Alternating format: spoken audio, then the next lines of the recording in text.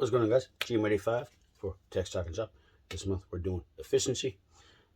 Technically, we're supposed to be doing 3 things for efficiency, but I'm going to flip that around based off of I had a day where I worked by myself as a tech, along with just efficiency in general.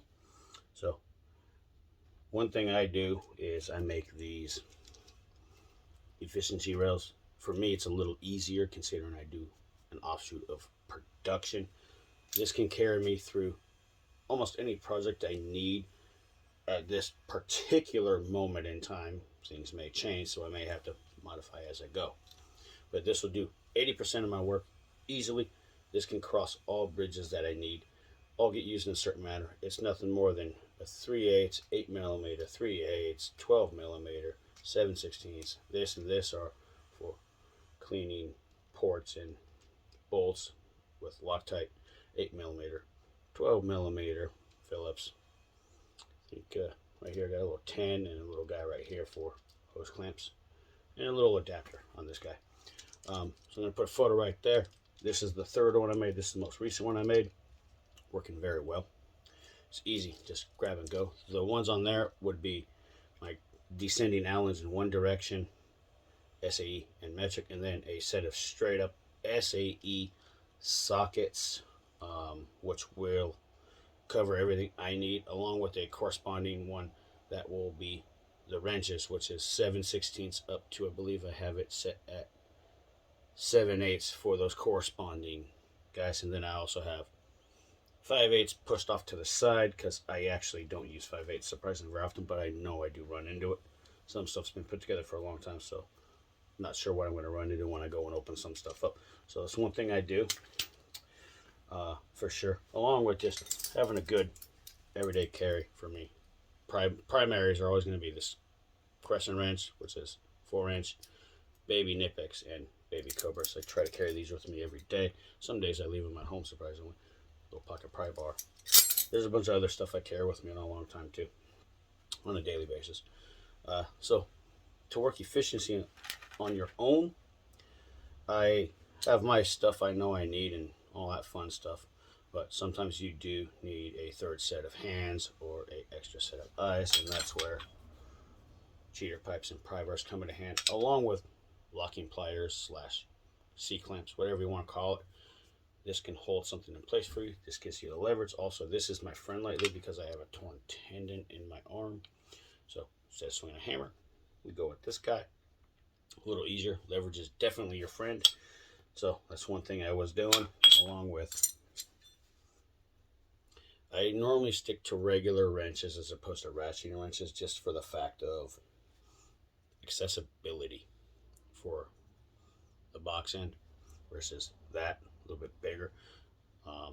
So I ran into it where I had zero clearance, where this would work, but it's just this motion here. So ratcheting wrench will speed you up. So it's beneficial to have both sets. I do recommend regular wrenches first. That's my opinion though. And then third set of eyes for me was this. I have a bore scope. I needed to see something in a flute, see if I had air. I obviously had air. I could see bubbles, but I couldn't see my flow rate. So this thing's a 6-foot cable. Put this down there, and I go manipulate my lines and stuff so I can see inside while I'm over somewhere else. So I gave myself a second set of eyes. So that is very, very beneficial. Bore scope can do a lot of fun stuff, guys. And then sticking with efficiency, I'm going to cut from here into something I'm going to show for the handlebar job I'm working on, the soft tail. So I tried deep pin kit I have at the house. This came out of a Kawitz kit. This didn't help. Shaved down Allen keys didn't help. Tried some stiff sewing needles. These cheapy deep pinners are literally nothing more than trash in my opinion. They did not do nothing, along with multiple other deep pinners. So I'm going to cut right here, guys, and we're going to go into some deep pinning and pulling some cables through part of my handlebars, just for the efficiency aspect of having the proper tool for the job, which for me turned into this company, Gorilla Cables. and their part number is going to be 2409 103, guys. I got this at a company called Speed Kings. I believe they're based out of Southern California. I'm not positive. I'm pretty sure they are. Gorilla Cables is its own independent thing. They have many depinners. So this tool, being $45, has actually paid for itself for me already, and just making my job that I'm doing, even be it at home, efficient and easier. And all I got to do is just buy a couple new connectors that I marred up by trying to do the other methods, be it homemade or even using the proper tool, that these did not work. So efficiency is part of having the proper tools, in my opinion, as well, guys. So sometimes something as simple as this, which is nothing more than a glorified screwdriver with an angle cut in it, makes a difference, guys. So I'm going to stop right here, and we're going to cut into that footage there, guys. Alright, guys, this is part of the cluster. We're going to be depinning this, but first thing I need to do is put this nut through with a fish wire. This part is my turn signal, but I'm not worried about those at the moment, guys. So let's worry about this part here. And first thing we're going to do is just fish her down.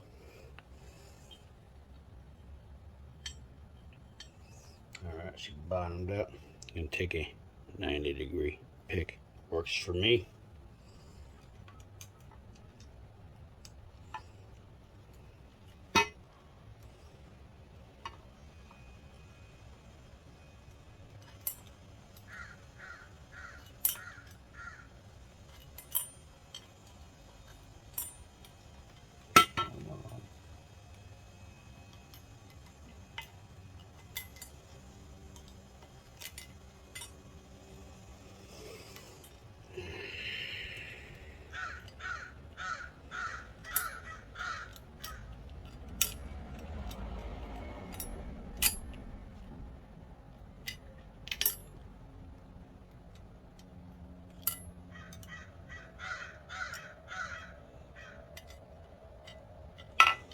Alright, there we finally go, guys.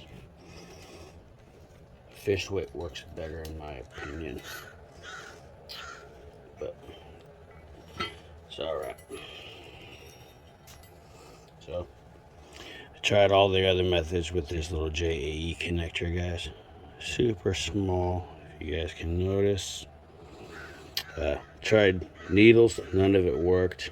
This one's already damaged from previous attempts, so I'm just going to take this little depinner I have here from Gorilla Cables. There's your part number, guys. Get it at Gorilla Cables or Speed Kings, guys.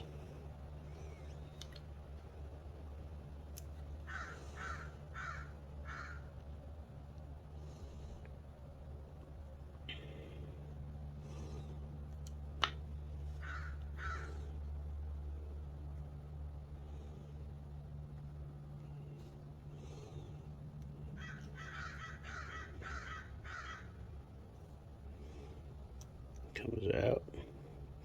This one's the damaged one, so no big deal.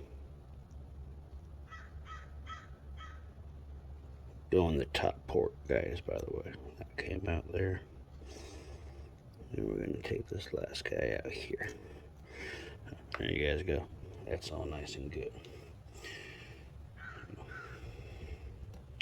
Now this is the part that's kind of a pain in the butt to do, because I've had bad luck with this in the past.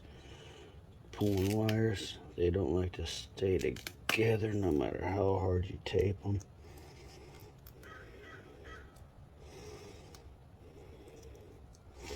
So I'm gonna, hopefully this guy comes through in one shot.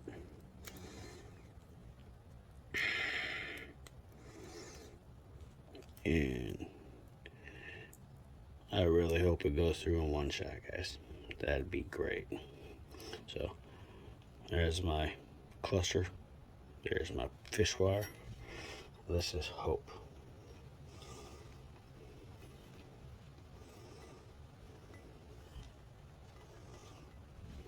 And there we go, guys. partially done on this handlebar job right here.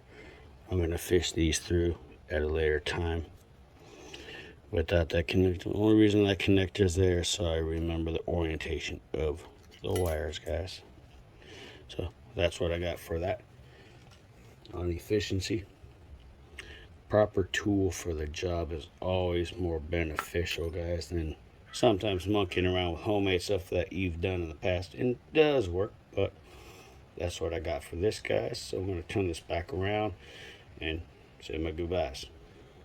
Alright, guys, this is GM85 for Tech Talk and Shop. This is what I got for efficiency and things like that for the month of June, guys. Hope you learned something. Yes, there are better ways to do what I was doing. Yes, you can pull all the wires together and all that stuff. I'll probably pull it back out and try to get them all together. Just my project. I'm doing it the way I want.